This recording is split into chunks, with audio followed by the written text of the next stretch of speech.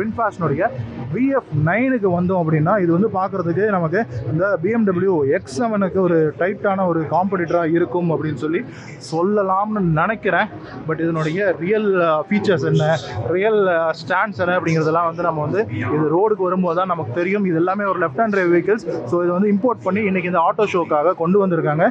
And இந்த VF9 பொறுத்த வரைக்கும் ஒரு முக்கியமான ஸ்பெக்ஸ் அப்படின்னு பார்த்தோம்னா இது வந்து வின்ஃபாஸ்டினுடைய ஒரு ஃப்ளாக்ஷிப் SUV அப்படின்னு சொல்லலாம். ஸோ இதுதான் உங்களுடைய ஒரு top of the line SUV. அவங்க கொடுக்குறது ஒரு 123 kWh பேட்டரி. நம்ம வந்து 50 kWh 60 kWh பேட்டரி தான் இப்போ பார்த்துக்கிட்டு இருக்கோம். பட் 123 அப்படியே டபுள் த சைஸில் இருக்கக்கூடிய ஒரு பேட்டரி பேக்கை வந்து இந்த VF9ல அவங்க வந்து ப்ரொஜெக்ட் பண்ணுறாங்க.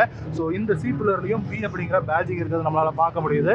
அண்ட் அங்கே எங்கெல்லாம் முடியுமோ டிசைன் ஸ்ட்ரக்சரில் அவங்களுடைய அந்த லோகோவில் இருக்கக்கூடிய அந்த V-ஐ வந்து ப்ரொஜெக்ட் பண்ண ட்ரை பண்ணுறாங்க. இது V மாதிரி தெரியுதா, X மாதிரி தெரியுதா அப்படிங்கிறத நீங்களே கமெண்ட்ஸில் சொல்லுங்கள். அண்ட் ஒரு ஃபுல் பேனராமிக்ஸ் ரூஃப் அப்படிங்கிறத நம்மளால் பார்க்க முடியுது. ஒரு ஷார்க் ஃபின் ஆண்டனாவும் பின்னாடி இருக்குது.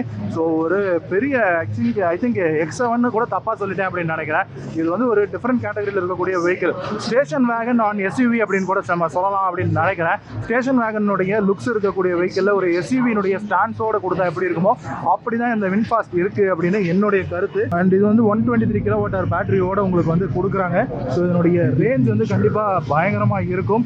அண்ட் 402 bhp-யும் 620 Nm டார்க்கும் வந்து ப்ரொடியூஸ் பண்ணுறதுக்கான வாய்ப்பு இருக்குது. அண்ட் இதில் வந்து உங்களுக்கு 11 ஏர் பேக்ஸும் 21 இன்ச்சில் அலாய் வீல்ஸும் வந்து உங்களுக்கு ப்ரொவைட் பண்ணுறாங்க.